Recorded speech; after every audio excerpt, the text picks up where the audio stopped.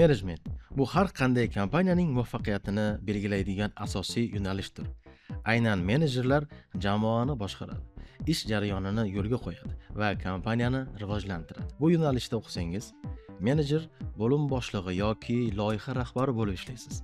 Ya'ni siz jamoani boshqarasiz, qarorlar qabul qilasiz va natijaga javob berasiz.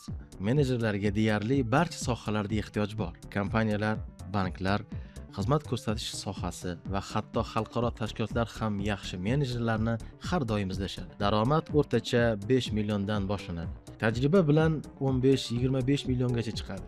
Yuqori darajadagi menejerlar esa 30 million va undan ham yuqori daromad qilishadi.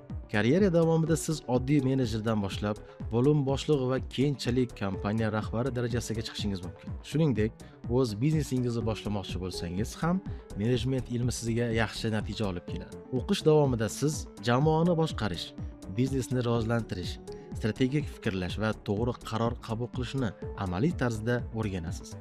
Eng muhimi, TAFO'da siz 2-kursdan boshlab turli kompaniya va tashkilotlarda amaliyot o'taysiz. Natijada o'qishni bitirganingizda sizda nafaqat diplom, balki haqiqiy ish tajribasi ham bo'ladi. Agar siz yetakchi bo'lishni, mas'uliyat olishni va katta maqsadlar sari harakat qilishni xohlasangiz, menejment siz uchun to'g'ri tanlov. Menejmentni Toshkent amaliy fanlar universitetida o'rganing va kuchli mutaxassisga aylaning.